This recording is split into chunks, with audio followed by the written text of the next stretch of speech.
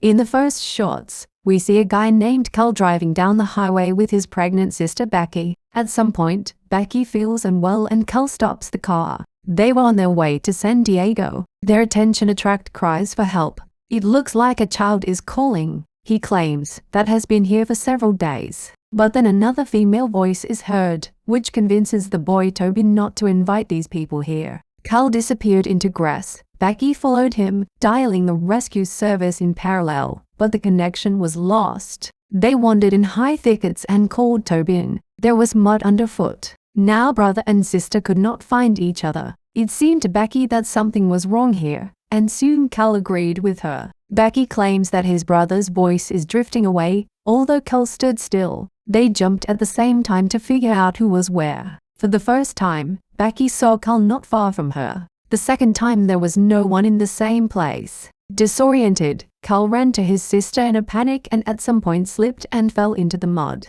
Nearby he saw the carcass of a dog. Sunset was approaching and Becky and Carl still couldn't make it to the road. Becky's stomach began to hurt. Suddenly, a man came out to her, who introduced himself as Ross, Tobin's dad. He said he was looking for his son and wife Natalie and they would have to stick together to get out. It got dark. Carl was already extremely exhausted and wept from impotence. Tobin suddenly came to him, who said that this field only moved the living, and that he and his family had also heard cries for help from the road, so they are stuck here. The boy claimed that Becky was not long left. According to him, the tall grass talks to them and can tell a lot. Tobin invited Carl to demonstrate this and invited him to come with him. Meanwhile, Becky and Ross continued to make their way. Between them a conversation ensued. Becky admitted that the child's father had withdrawn. Then she saw someone's handbag under her feet and at that moment she lost sight of Ross. A man appeared next to her. Carl ran after Tobin. They came to a huge stone through which the tall grass speaks to them, but Carl did not have time to touch it because he heard his sister's screams and rushed to look for her. Further events take us to the next day. Young guy Travis is looking everywhere for Carl and Becky. He soon finds their abandoned car next to the Redeemer's Blackstone Church. The food has already gone bad. Here there were also other cars, but there was no one in the church. On the ground, Travis found the book that Becky was reading and headed to the field. In order not to get lost, he ties the grass in a knot along the way. But as soon as he moved away, the stems were untied. Travis soon began to realize that something was wrong here. It was getting dark, and he was still wandering around the field. Travis lay down on the ground and began to look at a picture of Becky that he had recently thrown away. His attention suddenly attracted a rustle from the grass. Travis was frightened by Tobin, who advised him to listen. From the grass came the whispers of all those who had disappeared here. Tobin assured Travis that they had met before, although the guy did not remember anything like that. Tobin said he could show him where Becky is, but it's important not fall behind him. The boy led Travis to another location on the field. Becky was beyond help. Travis couldn't believe what was happening, and Tobin suddenly disappeared. Dawn broke. Travis found himself on the ground next to Becky and took her medallion, which she carried everywhere. Travis soon heard the voices of people from side of the road and began to call for help. He recognized Tobin's voice and was surprised that the boy does not recognize him. Here was all the humbled family. Realizing what is here something sinister is happening, Travis has become to warn the family and asked not to come in here. But Ross, Natalie and their son were already in the grass. Night has come. Ross was talking to himself so as not to panic. After a while, he came out to a large black stone. The next day it all happened again. Carl and Becky stopped and heard Tobin's cries for help from the grass.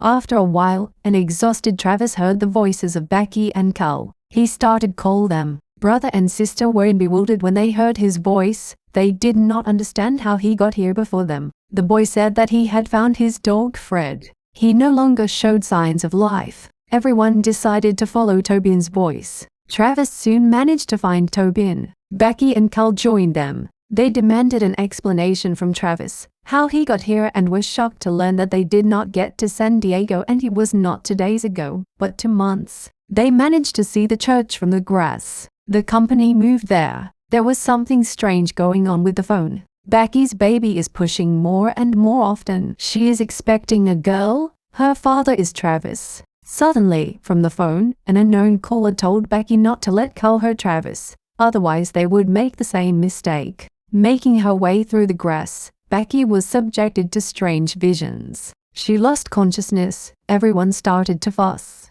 Becky was brought back to her senses. Ross joined the company. He claimed that he had already managed to find a way out of here, but he returned for his family. The church was no longer visible. Even when it got dark, they continued to walk stubbornly. Ross said that he is engaged in real estate. He and his family went on vacation, and on the way they heard Travis calling for help.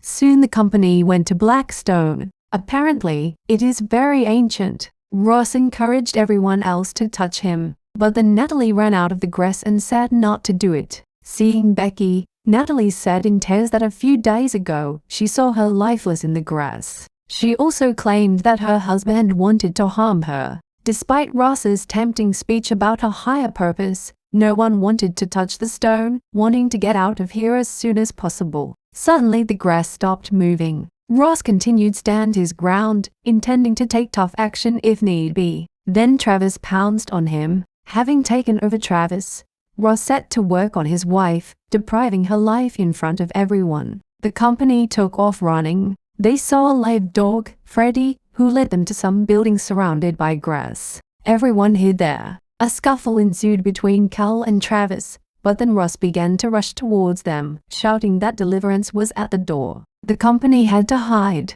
Everyone understood that they saw this building from the road to the church from here within easy reach, but only again you have to go through the thickets. When the dog went behind a bunch of grass, then on the other side did not come out. At some point, Travis fell off the roof. Cal caught him, but then he let go. Tobin witnessed this. Ross overtook them again. Cal told him to hurry, lying to his sister that Travis was following, but she was fast. Figured out what it was. Nobody managed nothing to do, since Cal was caught by Ross, to whom the stone told all the hidden fears of each of them. Escaping, Cal rushed to run, but Ross rushed at him from somewhere on the side. Next to Cal saw dozens of bodies belonging to himself. Travis woke up on the pavement. Becky at that moment was very ill. Although they were apart, Becky admitted that she wanted to give the child up for adoption. They with their brother headed to San Diego to meet family. Ross suddenly overtook her, clearly intending to enter into intimacy, but Becky managed to neutralize him with the help of nail scissors. It started to rain. There were whispers everywhere. Becky began to be surrounded by people with grass funnels instead of faces. They picked her up, becoming one with the grass. Becky woke up in mud near a rock. She managed to call herself themselves with an appeal to not let Cal hurt Travis,